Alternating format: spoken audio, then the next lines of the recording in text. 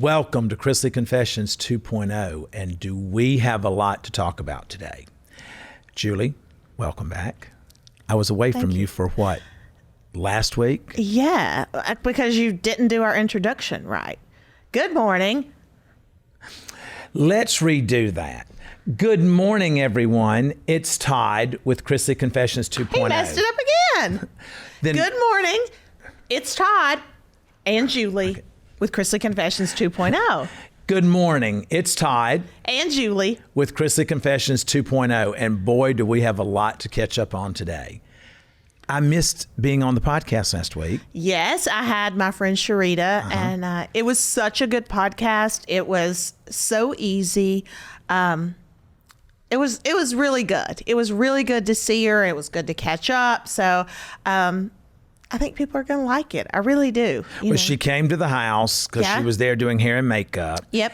And truly one of the funniest people, best personality. It was my first time meeting Sharita. Right. Great personality, very kind, very focused on where she's going in life. Right. She was actually here for work. So the fact that she could just stop in and do the podcast with me, I was so grateful. That was a blessing. Yes, it was. And then we were in Vegas for the weekend with the celebrity poker tournament, as many of you have seen. It was so much fun. Yes. We met a lot of great people. Had a great time. Yes. And folks, I don't really know how to play poker. I just do the best that I can with it. Right. And I think that's the thing. But I actually did better than you this time. Yeah, you did, but it wasn't because you knew. You just got lucky. Grace of God. Yeah. So yeah, it was a lot of fun. Nanny got to go. Even though she had a little accident, I think we have to talk about it. Yep. So as we're getting on the plane on Friday, there was like a step down on the plane, and she fell. I think she misstepped. It was just a misstep for her. And she kind of fell over the chair and hit her side on the arm of the chair. She fell into the bar, as we were walking on the plane. Right. And then it was the step down, and the bar was right here. Right. She fell because she didn't do that step down and landed on her side on that bar cabinet. Right. That's what she landed on. Okay. So, and she said, she was hurt, and it just kind of progressively got worse. I mean, by Saturday night, she was in a wheelchair. Yes. I mean, you were having to put her around, carry her around, and literally push her around in that wheelchair to get her to dinner. Dinner. And then after that, had to get her to her room, right? Get her situated, right? And she was up all night long, in pain. So Sunday we actually came home early. Right, we were supposed to come home on Tuesday. We actually got on the plane on Sunday, brought her home, get off the plane. You take Mama to the emergency room. Yep. And you were there until 1 o'clock in the morning. Midnight. We were there till midnight, and they couldn't find anything. So I think it's just has bruised her ribs really bad. Either that or she's faking. No, I don't think she's faking, but she is. As a matter of fact, her birthday was yesterday. 81. She turned 81. So Savannah had made lasagna, and I made a homemade carrot cake. So we took it over for her to have because she just didn't feel like getting out. But she didn't feel like getting out. Right. But she had 400 phone calls yesterday that she was on the phone from 6 o'clock in the morning talking to her friends. Yes. And let me tell you actually what happened. So Savannah and I had to go do something yesterday morning. We left, and Savannah said, well, let's just call and see if Nanny feels up to it, and we'll take her for lunch since it's her birthday. Now, I'd already talked to her in the morning. Savannah had already talked to her yesterday morning. Chase, everybody had checked in with her. Literally, I called for an hour, over an hour. She didn't answer the phone. Well, then I get worried that something's wrong, that she's fallen, that something. So I told Savannah, I said, we have to go out there. We just got to go out there to Nanny's and check on her. So we drive out there, walk in. She was in her chair, she had been asleep, so she had just woke up. I could tell. I look at her phone. She has 50 missed calls. This woman's 81 years old and having 50 calls in a day. She said, I didn't even know my phone was ringing. 50 times, 50 missed calls, and you didn't know? I was like, but then I was so grateful that she was okay. So then that was my first trip to Nanny's yesterday. And then I went back out to Nanny's, Right. took lasagna from Savannah, took carrot cake for her birthday, and she was okay. So, Well, the purpose of me bringing up all of her phone calls is because she was on that phone all day yesterday. yes, because it was her birthday. Planning trips, when she's going to this person's, this friend, or they're going to meet up here, whatever. I call her, and this is her. Hello? Mama? What? What's wrong? Todd, I'm hurting so. Mama, you ain't been hurting all damn day long. You've been on that phone nonstop. You was on the phone. Todd, go to hell. Literally, she flips from being this elderly old woman who got hurt to go to hell. So I knew that. Then at that point, I'm thinking, what is she doing? Yeah, well, it's okay, but she sounded better today. Well, when I called to check on her, she said, listen, I'm on the phone with Linda. I'm going to have to call you back. So, And I'm on the phone this morning, and she calls, and she goes, hey, why hadn't I heard? Hold on a minute. One of my friends is, I'm like, you got to be out of your mind thinking you're going to call me and put me on hold immediately. I went ahead and hung the phone up and finished my phone call. She ain't called me back yet. and she probably won't for a day or two. So It was a busy week. it was a busy week. And then Cardi B was found not liable today Yes. with her lawsuit. Yeah. Which, folks, makes me so happy because I love Cardi B. Cardi B's the one who did that WAP, which the kids taught me what it was about. Yes. Well, I now know what it's about, Yes. but I mean, I'm just letting you know if you didn't know. Yeah, I did know that. Yeah. But I love Cardi B, and I have literally been fixated on the clips of that process of that. The attorney that was representing the person who was suing her. How he kept trying to throw shade at Cardi, and Cardi wasn't having it. Right. Whether it was about her wigs or whether it was about what she thought about certain things. Do you know what an interrogatory is? No. Do you know what, a deposition is? Yes. And so she was throwing that shade back. Right. And I love that an opportunist who was suing her, in my opinion, Right. to get $24 million. Right. First of all, you didn't even get your ass beat, and you're suing for $24 million. Right. So I'm glad that Cardi B is off the hook. She, I read this message this morning where she said, if you think I came here to play, I miss my kid's first day of school for this shit, and you think I came here to play?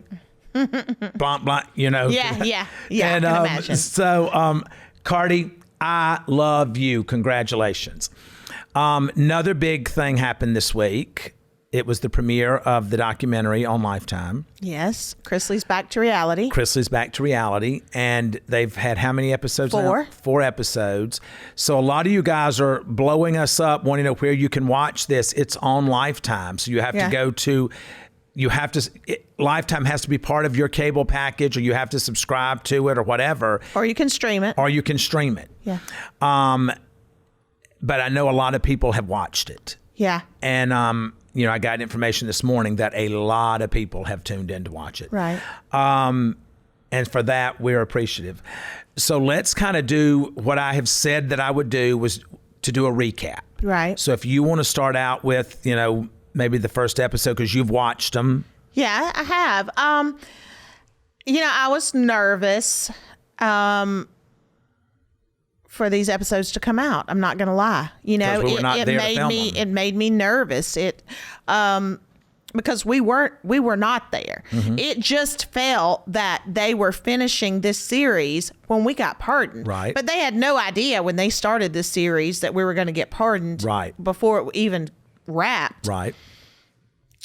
And even though we've been on television a long time, even though the kids have been on television a long time, this was such a different setup. It was such a different just way of doing it.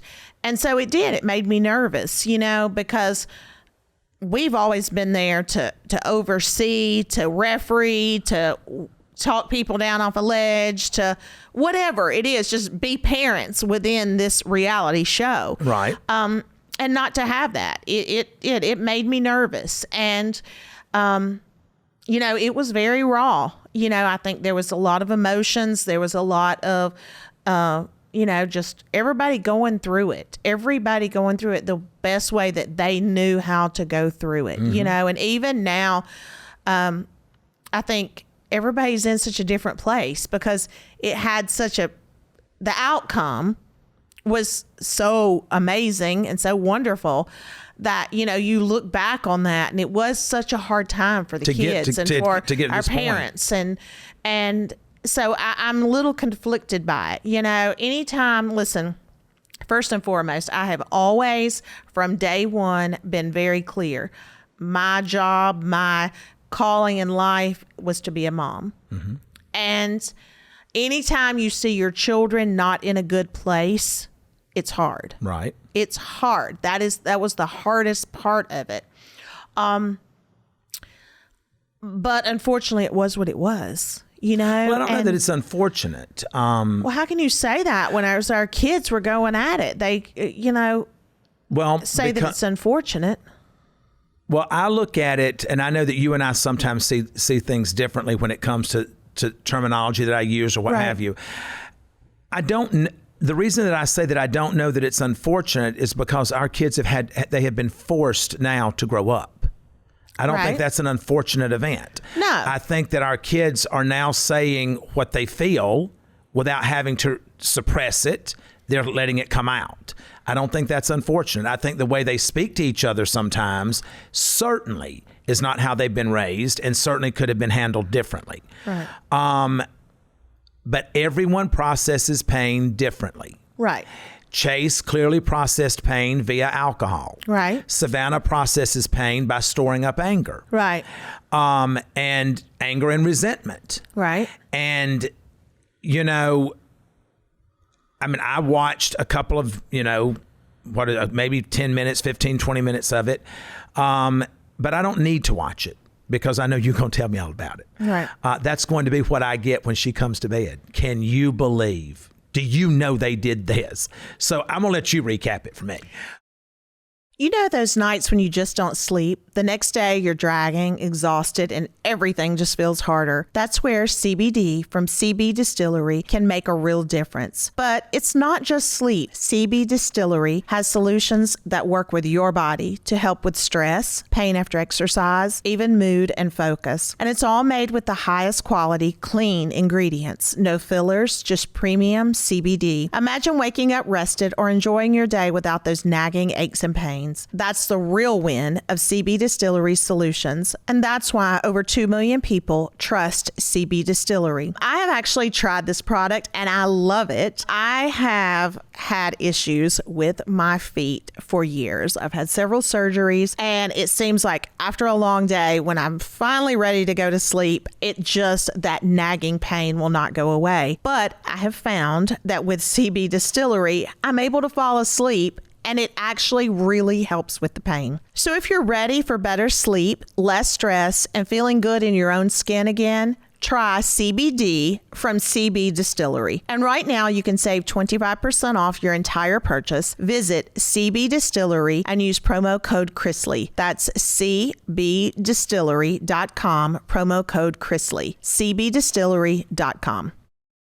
I knew we all have two ages, our actual age and our body's internal biological age. What I didn't know is I've likely lowered my biological age without even knowing. Here's the thing, because Americans eat so many processed foods and not enough fruits and vegetables, many, perhaps most, are 10 plus years older on the inside than their actual age. They're ticking time bombs. A major university study suggests how to slow aging and defuse the biological time bomb. Participants slowed their aging by drinking Field of Greens. That's all. They didn't change their eating, drinking, or exercise, just Field of Greens. Each fruit and vegetable in Field of Greens was doctor selected for specific health benefits: cell health, heart, lungs, kidneys, metabolism, even healthy weight. I feel great knowing Field of Greens can slow how quickly I'm aging, and I encourage you to join me. Swap your untested fruit, vegetable, or green drink for Field of Greens while there's time. You guys know that for the past couple of years, I haven't been able to eat healthy, so I'm having to really play catch up, and Field of Greens is allowing me to do that. So check out the university study and get 20% off when you use promo code Chrisley at fieldofgreens.com. That's fieldofgreens.com, promo code Chrisley. I just feel like that, yes, the whole situation has been unfortunate that it has happened. Yes. But I try to focus on the good that is coming from it. Our kids were forced to survive without us. Right. We had been trying to implement that long before we ever went to prison. Right. And could not accomplish it. Right. So as long as we were there to dole out the money, to fix the problem, to clean this mess up, they continued to do the same shit. We continued to do the same shit. Right. When God plucked us out of that storm and placed us in another one, they were left behind and forced to deal with the ramifications of it. Now, should they have had to have dealt with that? No, they should not have. No, they shouldn't. But in reality, our kids are no better than anyone else's kids whose parents have been incarcerated. Right, right. Our kids are no better than no kids. That's not something any child should have to go through. Should have to go through. But we can sit around and talk about how bad and horrible this thing has been, but people are dying. Yes. We're not dying. We're at home. Right. So I don't need anyone feeling sorry for our family. Right. And we don't need to feel sorry for ourselves. Right. Because what happened, God knew we could survive. Now, what you're going to see on these 8 episodes, I don't know what all is in them, because again, I wasn't a party to them. I have specifically asked, I don't want to see it. I don't want to know. When it comes out, it comes out. Right. And now it's out. So I'm not going to spoil anything, because now we've sat down with the kids. We kind of know how this is going to end.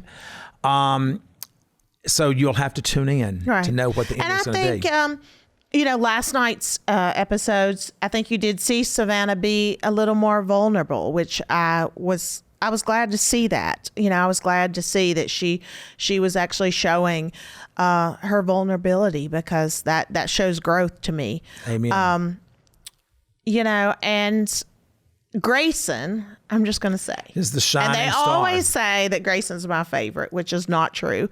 But Grayson is so wise beyond his years. Mm-hmm. And the way that he speaks and the way that he internalizes things is like, man, I mean, there were times that I'm like, I wish I could do that. And here I am, 52 years old, and just the way that he came across, and I think it's so different, especially people who followed Chrisley Knows Best and watched Chrisley Knows Best all those years. Grayson grew up on TV from a child. Mm-hmm. You're seeing this grown-up Grayson, and he's calm. You can tell that he really thinks about what he says before he says it. And that's not something typically that happens in this family. He gets that from me. Yeah, I know.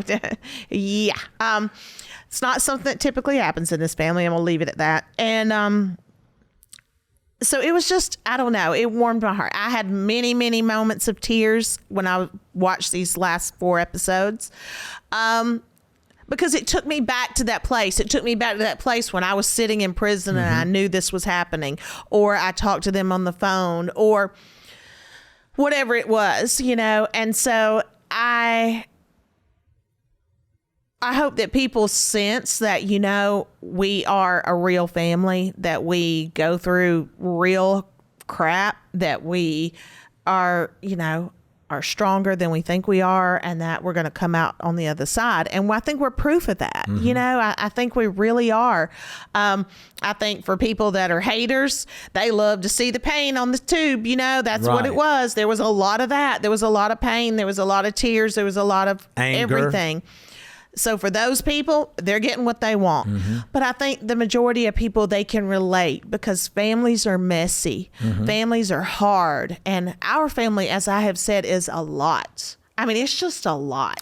Well, our family's a lot, but our family has to deal with a lot. Right. Our family deals with way more than a lot of people in this country. Right, but we signed up for it too. We did. So we had, right. Again, people don't feel sorry for us. We didn't sign up for people climbing over our fences and gates and right, but to a certain degree you did when you agreed to go on television and like expose your life. I didn't sign up for you to come to my house unwelcome. But I'm just saying, it's part of the territory. It's just, it happens,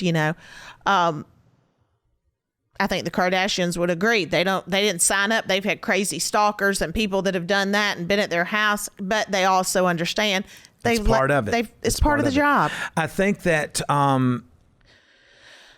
because I monitor, I get the reports of social media and what's being said and whatever, and I go over all of that with y'all, every day. After these episodes have aired, I think that you've got, according to what I was given yesterday, that it's about 50% in Chase's favor and 50% in Savannah's favor. Right. Of the people's opinions about how this is going so far. Right. And I think about that from the perspective of, okay, but it's not really about, is Chase winning this argument or is Savannah winning this argument? Because both of them are fueled on pain. Right, but I think that people like to see in themselves, if they see in themselves maybe a little more Savannah or a little more Chase, that's how they fall. Lean. That's right. If you are the Chase of your family or you are the Savannah of your family, that's who you're going to gravitate toward. Right. Because I think it's just natural. And I think it's ironic that several people have Instagram messaged or whatever, Twitter messages, and said, well, I feel bad for Chase because Chase has never been loved. Chase has always been the outcast of the family. What? I mean, the irony of that statement. I think it was always this vein of again, Chrisley knows best, and being a comedy, that Chase would always be like, no one cares about my birthday. Right. No one does this. Chase has been loved since the moment he was conceived. That is not true. Chase. And if you ask Savannah today, she would tell you Chase is definitely the favorite right now because it goes in ebbs and flows with Todd. It goes in ebbs and flows. It does not. It doesn't go in ebbs and flows. I show up for whichever child is in need at the time. Right. You're right. You do. And that's not to minimize Savannah because Savannah is a pillar of strength. But I know what it feels like to be that pillar of strength for everyone, that you build up this facade to make the world think that you're the strongest person in the room when you're crumbling on the inside. Right. And so I'm not going to minimize anything about my daughter because now everyone says Savannah's the favorite. I just think that Chase needs me more now than Savannah does. Right. And so I'm going to be there for him when he needs me. Right. Just as I would be there for Savannah if she needed me. Right. And have. But I do not have what you would say a favorite, or let me rephrase that. I do have favorites at times and they shift. But my love for each of them is beyond anything that I will ever be able to explain to you. I love Chase beyond words. You get mad because you feel like I'm coddling him too much. Yes, sometimes. You and Savannah butt heads. I get angry. I don't get angry. I get frustrated because y'all butt heads because you're so much alike. And you'll be like, I can't believe she's done this or said this or whatever. And I'm just looking at you sometimes like, are you really saying that? I will tell you. I've been married to you for 30 years and it's just the same crap. Like, and the same with Chase. Sometimes the things he does and you're like, I can't believe he did that. And I'm like, and I start thinking I'm crazy. Like I start convincing myself that I'm crazy because I'm like, how can he sit there and say, because this is identical to the crap that he has done for 30 years. Well, let me say. What Chase does, what Savannah does. And then you're like, I can't believe it. I can't believe it. And I'm like, let me say, if I have done the same things that those two have done, and you've had to put up with it, let me say here on Chrisley Confessions 2.0, I beg for your forgiveness. I throw myself at the mercy of your feet, and I beg for you to forgive me. And I accept your apology for now. For now. But yeah, I mean, there will literally be times with Chase that I'm like, and it almost gives me PTSD because it takes me back to like the BOP gave you that. Like Todd, circa age 28,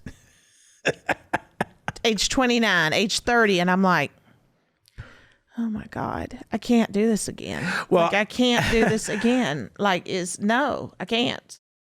There's a reason why Chrisleys always know best. Just like there's a reason why Morgan & Morgan is America's largest injury law firm. With over $25 billion recovered for over 500,000 clients, Morgan & Morgan has a proven track record of fighting to get you full and fair compensation. In Florida, a client received $12 million after the insurance company's best offer was just $350,000. In Pennsylvania, a client was awarded $26 million, a staggering 40 times the insurance company's original offer of $650,000. A recent client in Pennsylvania just received $29 million. Insurer's best offer was $500,000. Another recent client in Florida received $20 million. Last offer was zero. For over 35 years, Morgan & Morgan has been fighting for the people just like you and I. They have over 100 offices and more than 1,000 lawyers nationwide. When hiring Morgan & Morgan, it's like hiring an army that has your back. If you're injured by the negligence of another, you deserve to be paid. When you hire the wrong law firm, you may be beat before you start. All law firms are not the same. If you've ever injured, you can check out Morgan & Morgan. Their fee is free unless they win. For more information, go to forthepeople.com/Chrisley. That's forthepeople.com/Chrisley or pound law pound 529 from your cell. This is a paid advertisement.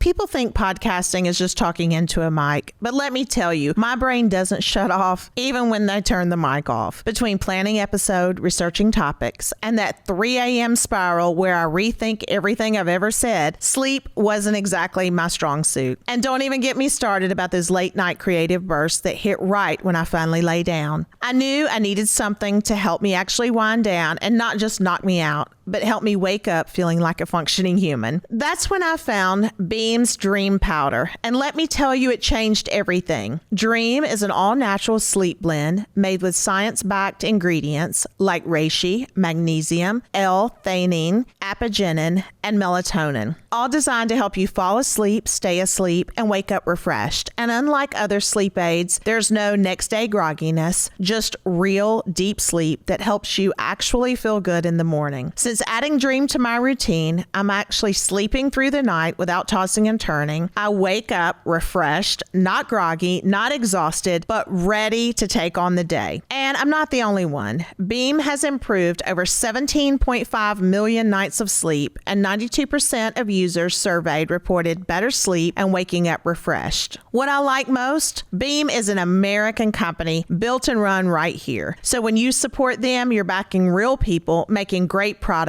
the right way. Plus, for a limited time, Beam is giving my listeners their best offer yet, up to 40% off. Try their best-selling Dream Powder and get up to 40% off for a limited time. Go to shopbeam.com/Chrisley and use code Chrisley at checkout. That's shopbeam.com/Chrisley and use code Chrisley for up to 40% off. Okay, let's talk about something super important, your health. You want more energy, better focus, less stress. It all starts in your gut, because when your gut is out of whack, everything feels off. Your mood, your digestion, your sleep, everything. And that's why we love Just Thrive Probiotic. Most probiotics never make it to your gut alive, but Just Thrive is clinically proven to arrive in your gut 100% alive and actually work. For you, that means less bloat, healthy immunity, and that steady, feel-good energy to tackle your day. I have been taking this probiotic probiotic. I absolutely love it. It has become a part of my routine every day because I just feel better. So here's your challenge for you. Try Just Thrive Probiotic for 90 days, 100% risk-free, and see how much better you feel. Don't just take our word for it. Take control of your gut and take control of everything else. You'll see. Head to justthrivehealth.com/confessions to save 20% and start your 90-day Just Thrive challenge today. If you don't love the way you feel, ask for a full product refund, no questions asked, because when you fuel your gut, you fuel your life. That's justthrivehealth.com/confessions. The thing that frustrates me in our marriage with you is that you literally want to just tune it out. You want It's not that I tuned it out, but at a point after 30 years, I have learned what I can control and what I can't control. I have learned that these children, yes, in our eyes, they are our children, but they are adults. And at the end of the day, I can't control what they do. And at the end of the day, I don't want to control what they do. Now, if they are doing something that is harmful to themselves or to others, yes, I'm going to step in. But I can say, I don't agree with you. I think these decisions that you're making are not the right ones. But at the end of the day, they've got to make them because it's not on me at this point. And you get frustrated with that because I don't get all up in arms over it and try to fix it when they're adults now. Do you not feel like that the reason you have the luxury to feel that way is because you know I'm going to be the one to step in and take care of it? No, because I wish you wouldn't. I really wish you wouldn't. How do you say that you really wish I wouldn't when you're the one coming to me telling me all this shit? But just because I tell you, again, you know that. Again, same thing that she's done in our entire marriage. Just because I tell you something. Did you see so-and-so's handbag? Oh my God, I would love that. But just because that was her subtle hint. I didn't say I'd love that. I said I love that. Let me know to go get it. No, it's not. Just because I say I love something. Did you know that Chase is drinking again? But just because. But now don't say anything. But just because I say I love something doesn't mean I expect you to go out here and get it. Then why do you come and tell me that Chase is doing things he shouldn't be doing? Why do you do that? Because you know why I tell you? Please, the world wants to know. Because if you found out and thought that I knew and didn't tell you, your issue would be with me, not even with him.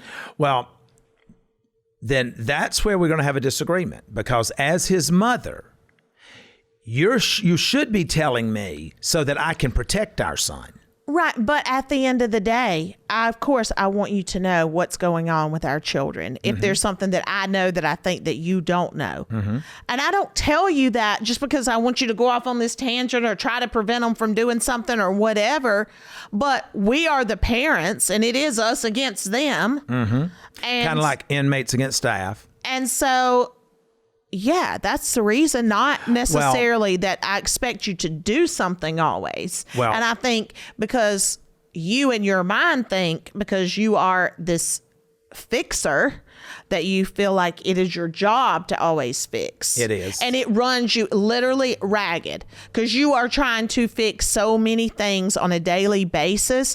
And a lot of them, you do an amazing job and you're able to, it works. But so many things that you want and try to fix are not really fixable, in the time frame that we got to fix something. Well, I feel like that, and I will say this here to you on air for everyone in the world to hear it. Whether it pisses you off, it pisses Savannah off, it pisses the world off. I'm not going to ever walk away from one of my kids. I'm not going to walk away from Chase when he's down, when he's having an issue. Call it babying, call it codependency, call it whatever you want to. I'm not losing my child to anything. No, I agree. And so Savannah gets mad because she says I'm babying him. Right. That he needs to grow up. Tough love. How much tougher does it have to get? Right. But again, everybody sees tough love to one person, tough love to another can be totally different. Then let me rephrase it. But at the end of the day, you are his parent. I am his parent. It is our job to do what we think is in the best interest. And in my heart, what I believe is in the best interest of my son is that He is literally getting the help that he needs. He is doing what he is supposed to be doing. He's following his program. He is being held accountable. Is there one thing I've not held him accountable for? No. Have I not called out the bullshit? Yes. Have I not said, this is the plan, this is what you will do, if you step out of it, this will be the consequences? Yes. I've done that. Yes. I just don't have to go report that to his sister. Well, no. I don't have to report that to his other siblings. No. I don't have to report that to my mother. I have to report that to you because you are his mother. Right. You and I are on the same plan with him, correct? Yes. Okay. So we can move on. So my son is doing good today, right? Yeah, doing good today. My son's doing great today. Now, going back to the episodes, I guess, was it last night that all the stuff was, or some of the stuff was addressed, that it came out about this email or whatever that Lindsey had sent to the FBI? Yes. I did not see it. I don't need to be hurt over and over and over again. Right. But you told me that it aired. Yes, that part aired. So for all, because we are being bombarded through our publicist, now this morning wanting comments about what has come out. I'm going to give one comment, and it's going to be here on this podcast. We're not going to do press about what has come out. It's unfortunate. You know how I feel. You've lived with me through it. I will always love Lindsey. She is my daughter. The hurt is so deep throughout the entire family. I can forgive because she is my child. I understand that you may not be able to, that Chase, Savannah, Grayson, they may not be able to, and I respect that. I can forgive, and I ask God every day to help me to forgive that.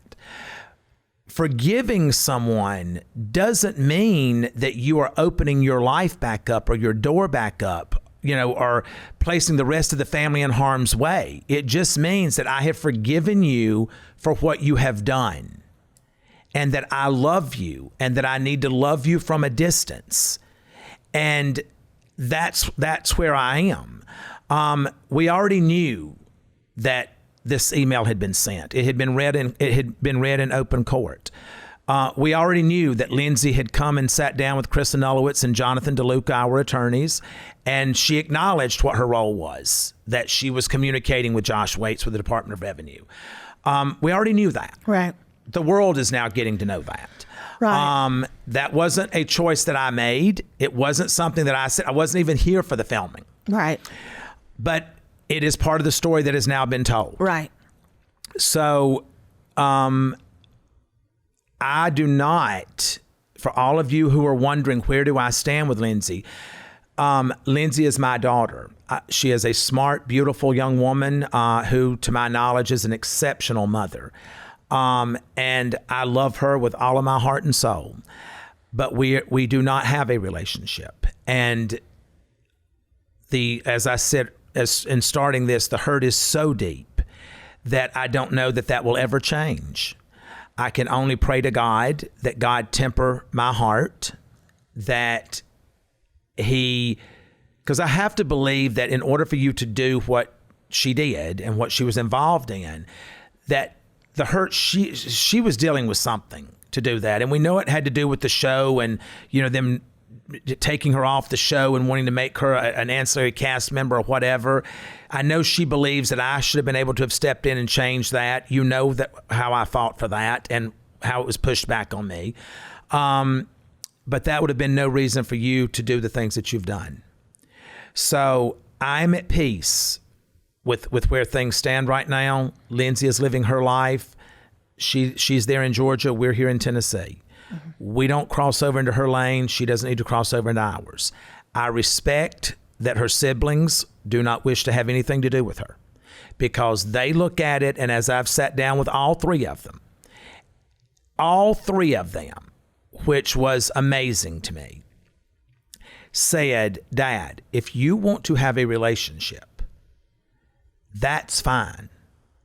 That doesn't change how we feel about you because we know that is your child. Just know she can't ever be around us again. She can't come in our home. She can't be around our children when we have them. We're not setting ourselves up for any more hurt. Right. And I have to respect that because I'm dealing with adults now, adult children. Yeah. So they get to decide Right. who's going to be in their life. Right. Does that make me sad? It makes me sad. Right. Because I never wanted this. But what I also know is that we're not the only family dealing with this. Right. And, they say misery loves company. Unfortunately, there's a lot of company out there to be had when it comes to these kind of situations. Right. Greed, the love of money,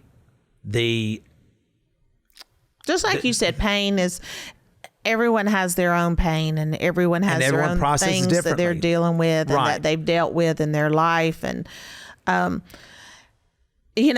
again, as much angst as I've had over this, I'm glad that it's all being put out there, and then we can move on, because this is not something that I want to wallow in. It's not something that I want to keep rehashing. This story, these 8 episodes, should bring as much closure as the world is going to get. Yes, and as possible. That's right. Now, as a family, it's something that we will continue to work through. I don't know that we'll ever work through it completely, just because I don't think that you can have these kinds of fractures in your family and the kind of trauma that we have experienced and gone through as a family. And I don't know that you ever get through all that. Mm-hmm. So for that, all I can do is hope that we get to be in a better place, and that each person is at some point becomes as healed as they can. Right. And healing doesn't have to take place universally. It doesn't have to take place as a group. Right. Well, and I think that's where you get into trouble, whether it's a family, a marriage, a friendship, whatever, thinking that people get through it at the same pace, and that just because you're through with it and just because you've moved on and you've put it in its proper place, that it's good. Well, that doesn't mean that I have, or that someone else has, it's not, it's kind of the same way as grieving. Everyone grieves a different way and a different pace, and whether you're grieving a relationship or what it is, and I think we all have to constantly remind ourselves of that. Well, clearly you see the divide between Chase and Savannah in these first 4 episodes you said you watched. But I can tell you, just from my perspective, from that point, and we weren't there at that part. Like we were gone, we were in prison. I think it's better today. Right. A little bit better today. I think it's a lot better than what it was then. 100%. So, but again, we need to let people watch the other 4 episodes to get to where they know what is happening. Right. But I'm just saying in real life, because, this was shot months ago. I understand. When we were in prison. But the last episode is still being shot today. Right. So let the people get to that last episode to where they know. Absolutely. But I think that for me, it's, and to go back to what you were saying, you've heard me say to Chase when he says to me, "But Dad, I've apologized to Savannah 100 times. And I said, then you apologize 100 more. Mm-hmm. Because first of all, you're apologizing for the same thing that you've done over and over and over again. Mm-hmm. You have called her names, you've screamed, you've yelled at her, you have berated her. And I said, and then you turn around 3 minutes later and like, oh, I'm sorry, I didn't mean that. And you didn't show up. You didn't show up when she needed you the most. And I understand he couldn't show up for himself at that point. That's right. So it was impossible for him to show up for her. But that doesn't mean she still didn't need him to show up. Some of the messages that were sent to me this morning, to review, one of them was very powerful, and it said, "Savannah, you did an amazing job. You did something that no one else could have ever done for your family, and you deserve your flowers for that. But I need you to show Chase some grace, because Chase did not have what you had in order to walk through this. And just because your grandparents or your brother did not have the same tools and the same level of strength to get to where you got to, doesn't mean they cared less. It just means that they process their pain differently." Right. And I thought to myself, how powerful that was. Right. And I think that for those that are saying, wow, Savannah's coming across as a bitch, Savannah's really rude to her grandparents or whatever, again, walk in her shoes. Yeah. You got to walk in her shoes. Because when you, as an individual, are going off about someone that has hurt you, and then someone standing on the sideline saying, chill out, you don't need to say that about them. You don't want to hear that at that moment. Right. And that was, 40 minutes that you're seeing right. of an episode. And she's had 28 months. And she's had 28 months, 24 hours a day, 7 days a week to have to get through this. That's right. And, and no one stops to think about that. Once you take on that role of controlling everything, it just becomes so natural, right? That you just do it, right? And here now, we're home. She's not in control anymore. She's not in control of us. She's not in control of Chase and Grayson, or Grayson and Chloe, or Mama. Mm-hmm. All of that's been taken away from her, and we've now taken it back, not because she didn't do an amazing job, right, but because it was never hers to have to deal with to begin with. Right. And so now let her live her life. Yes. Let her go out here and make whatever mistakes that she needs to make at 28 years old. Right. Let her go out here and have those wonderful wins, times that she has. Whatever wins that she has. Let's celebrate the wins, and let's, sit here and say, I told you so, privately. But that's her life. Right. It's Chase's life. It's their screw-ups to make. Right. And your kids are making these same mistakes. We're just not putting them on Chrisley Confessions. We're not putting them on every news channel. They're not in every tabloid. Your son has smoked weed. You called him. He smoked cigarettes. He's had premarital sex. Your kids have done it. Yours is just not being blasted for it. Right. So at the end of the day, I think you have to give grace all the way around. Yeah. You have to give her that grace. You have to give Chase the grace for sitting in his pain. He didn't have the strength to come out of it. Right. Savannah wouldn't let it stick. Yeah. Savannah kept dusting it off of her every morning and got up and kept going. Absolutely. But because she had these other people who were depending on her. Right. And so she didn't have the option of saying, I'm going to sit in my pain. That's right. But now she doesn't have to deal with them. Right. And she's being forced to process her own pain. Right. Yeah. Because now she's got that extra time. Right. To literally start letting it come crashing down. Right. And so. And ultimately, what we want for all the kids, what we want for our parents, what we want for ourselves is to deal with it, heal as best you can, and move on.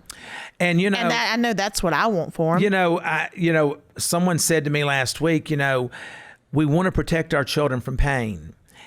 And I said, it'll be the biggest mistake that you ever do in parenting, to protect them from the pain. And I can say that now, folks, because I've lived it. Protecting your children from certain levels of pain prevents them from being able to process things in a healthy way, and prevents them from taking risk. Right. And some of the greatest rewards that we've ever had have been through risks that we've taken. Right. Some of the greatest lessons we've learned have been also through some of the deepest pain that we've ever had to process and work through. Right. So I don't want to protect my children from pain. I want to protect them from bad decisions. I want to protect them from harming themselves, making decisions that's going to harm them. Right. But if you're going to do something, and I know you're not going to die from this, that no one else is going to suffer more than what you've suffered from this mistake that you've made, then you need to work through that. And I think that's growth on your part, because that's not typically I just said I've not always been this way. Right. And I think this has come in the last 28 months. It's coming slowly, day by day by day, because you have to acknowledge that there's only so much you can do. Exactly. And there's only so much protection you can give. And there's only so much and ultimately they're going to make decisions that are not decisions that you feel like are the best, or that you would make. Mm-hmm. But it's decisions that they have to make, because you just said they have to learn. And we all have learned through some of our decisions, and we haven't always learned through the good decisions that we've made. No. You learn through those bad decisions. You learn when it hits you in the purse, when it hits you in the heart, when it hits, that's when you truly learn. Life will kick you in the ass. Right. It will strip you down. And you need, for me, when you say, that I haven't always been that way, Right. I haven't. Because it goes back to what I said with Savannah for 28 months, having control of everything. Right. You get so comfortable in knowing that if you control it, then you know what the outcome's going to be. Right. And then you're surrounded by people that are very comfortable in you controlling everything because they don't have to do it. And if you fuck up, then they didn't do it. Right. I didn't do it. You were driving the car. And I think you kind of said that's kind of directed at me a little, not a little bit, but a lot. It is directed at me. No, I'm not. It's really not. It's really directed as what my life experience has been. Right. Not just within our family, right. but within, certain friend groups or, right. with my mother or growing up with my, with my brother right. or whatever. Everyone was willing to let me control and let right. me make all the decisions. Right. Well, Todd knows how to do this. Right. Well, Todd can fix this. Well, it's better to let Todd handle that. Mm-hmm. And then if something didn't work out, well, if it was going to get screwed up, I could have done that myself. Right. And then I carried that my whole life into our marriage. Right. And you, yes. Right. You were very I think comfortable. you can't have two people that are fighting for control every day. Because if you got two people fighting for the control every day, all it's going to be is a fight. Right. I don't feel like that we ever had that, though. I don't feel like, and correct me if I'm wrong, I don't feel like we ever had a control, a fight Well, no, for because control. it was pretty, you were going to control certain aspects of things and you were going to control certain aspects of other things. Right, right. And those two lanes rarely converged. Right. When it came to our children, this is how I want them raised. They're not going to be exposed to this, this, and this, and this. And everything that I tried to protect them from, they have done. So none of that worked. Right. So I think now I have to look at it, and I've had 28 months to sit and think about nothing but what could I have done differently? Right. What I could have done differently was to step aside. Right. And say, go. Right. You were determined to bust the gates of hell wide open. Go. Right. Well, and I think for anybody watching this podcast, whether you've got a newborn sitting there in your arms or you're breastfeeding as you're listening to this podcast, or you've got a child that's 50 years old, I think we all can agree that parenting is a challenge, and parenting is a job that hardest job you'll ever have in life, and the only job that you will have that you will get the least amount of appreciation for. Well, and sometimes, but I think also it's a job that is forever changing, mm-hmm. and that you as a parent have to embrace that change, and you have to acknowledge, okay, this worked, this didn't work. But there are no perfect parents. But I also think that we have to talk about that, yes, you're changing, you're growing up, you're evolving. But just because you're changing doesn't mean I have to change. No, but I think my views don't have to change. Your views don't have to change. I think your core values, your views don't have to change.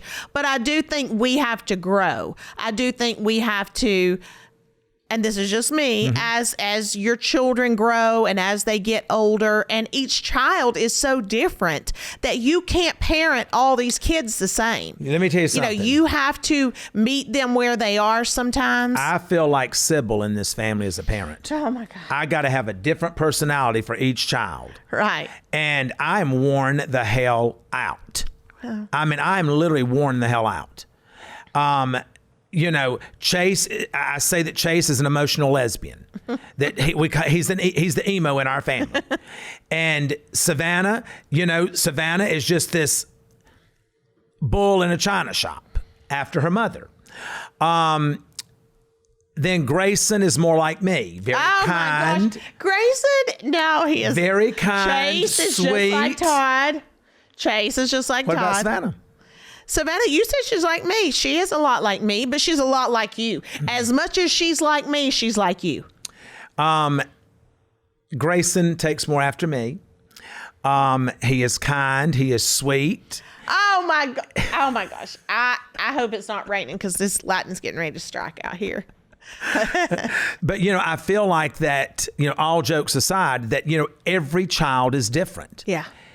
But you as a parent are expected to be the same. And a certain part, yeah. I think I'm expected to be the same. I think our kids would agree that we're pretty much the same when it comes to things that we will accept and won't accept, and things that our views haven't really changed. Now, I think over time they've evolved, and because you can't just stay the same, because then you get stagnant. You have to continue to grow as a person. Even though we're parents, we are people first, and we are our own person first and foremost. And that's it's literally like God is in this podcast right now, because he literally brought you back to something that I wanted to talk about. When you just said, we are people too. We are humans. We have feelings. Yes, we're your parent, but we have our own life too. Right. I have been struggling so much over the last 2 weeks with that. Right. Because I feel like that our kids don't see us as fellow human beings. Right. They don't see us as people who have our own lives or who want to have our own lives. Right. They don't see us as people who have dreams and plans and aspirations. They see us as just their mom and dad. Right. And that, let's go dump all of our shit off on them and let them try to help us clean it up. And while they're doing the cleaning up, we'll go out here and screw up again. I don't want to do that anymore. I'm not signing up for that for this next chapter of my life. I am a grown 57-year-old man who has feelings, who has aspirations, who has dreams that I want to pursue. I've raised you to this point of accountability. You are young adults. I'm your dad. I'm here for you. I love you, and I will always be there at you call me, I'm getting up and coming. But you need to respect now that after 28 months of me sitting with Todd, I know what my life is going to look like going forward. And it's going to be very different than what it was for these last 30 years. I have dreams. I have plans. I have aspirations. I'm going to be happy. And my happiness is not going to be wrapped up in all of my children's successes or their failures. My happiness is going to be in my relationship with God and with who I know that I am as a man, and with what I want to do in my life to make this world a better place, not just for me, not just for you, not just for my children. It is for me to get up every day and know that I did the best I could yesterday, but God, give me the strength to be better today. Right. So for you to bring that up was just like a God whisper to me, because that's something that I've been wanting to talk about on this podcast since we really have been home. Right. So, I mean, what is your takes? Because you had the same 28 months to sit with you. Right. And yeah, I agree with you. I still feel like, first and foremost, Mom, I know that is just in my heart of hearts. And we still have a 12-year-old. Right. So our job isn't complete Well, Chloe's yet. 12, but she's 17, because she's already told me that she's got lady business going on and that she is a full-grown woman. Okay, well, she's not. So, we still have a few years where we've got some